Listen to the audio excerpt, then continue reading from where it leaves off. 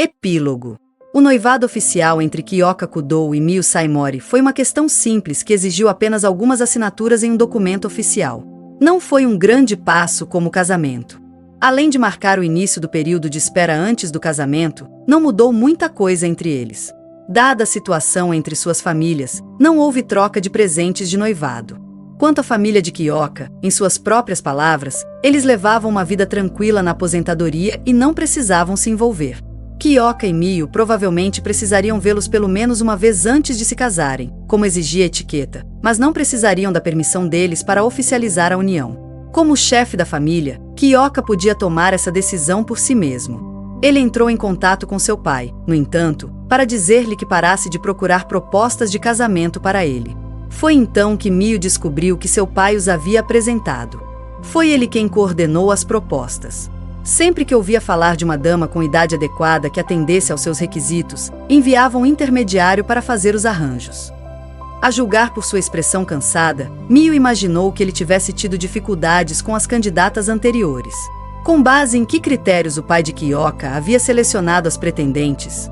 Ela não sabia os detalhes, mas se um dos critérios era ter idade para casar, então a única garota que se encaixava nessa descrição na casa Saimori era Kaya, não ela.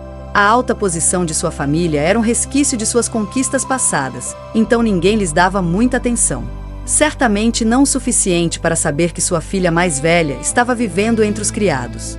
Seu pai, Shinichi, deve ter decidido oferecê-la em seu lugar porque relutava muito em mandar Kaya embora. Miyu se perguntou se o pai de Kyoka ficaria. Decepcionado e furioso ao descobrir que não havia conseguido para seu filho a mulher que ele havia negociado. Ela expressou essa preocupação a Kyoka, que bufou com desdém. Se ele reclamar, eu o transformarei em um monte de cinzas. Em vez de tranquilizá-la, seu comentário cruel a fez se preocupar com o pai dele. De qualquer forma, já era, acrescentou ele enquanto passeavam tranquilamente pela cidade depois de terminarem a papelada. Verdade.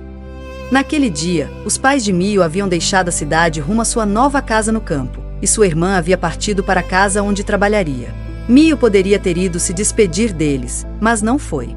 Ela não tinha mais nada a dizer a eles e não sentia que lhes deviam um adeus. Eu realmente estraguei tudo, disse Kyoka. Senhor Kudou. Eu me sinto parcialmente responsável pelo incidente. Kyoka havia lhe contado antes sobre sua primeira visita à residência Saimori, quando exigiu que sua família lhe pedisse desculpas se quisessem que ele pagasse o dote. Na opinião de Miyu, não era um pedido descabido. Ela precisava de algum tipo de encerramento. Para Miyu, ser obrigada a deixar sua casa para se casar era quase sinônimo de cortar laços com sua família, mas sua família logo lhe mostrou que não via as coisas dessa forma. Sem um fim definitivo para o relacionamento, eles continuariam a zombar e abusar dela sempre que se encontrassem por acaso na cidade, e ela jamais superaria o sentimento de inferioridade que haviam incutido nela. Se ainda tivessem a oportunidade de fazê-la desabar em lágrimas e tremer de medo, ela jamais se curaria. Ela precisava, a todo custo, romper os laços que os prendiam a ela, ao seu passado. Tudo o que você fez por mim foi necessário. Miyu. E estou encantado que você tenha se esforçado tanto por mim. Ter alguém que se importasse com ela, que estivesse disposto a fazer algo, qualquer coisa, por ela, era uma bênção. Ela havia se esquecido daquela sensação de alegria até recentemente.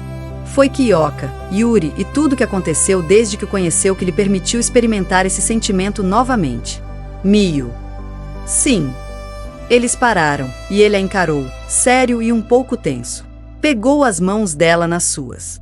O futuro certamente não será só flores.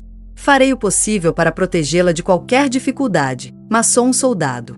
Haverá momentos em que precisarei deixá-la para lutar, e as batalhas em que participo são extremamente perigosas.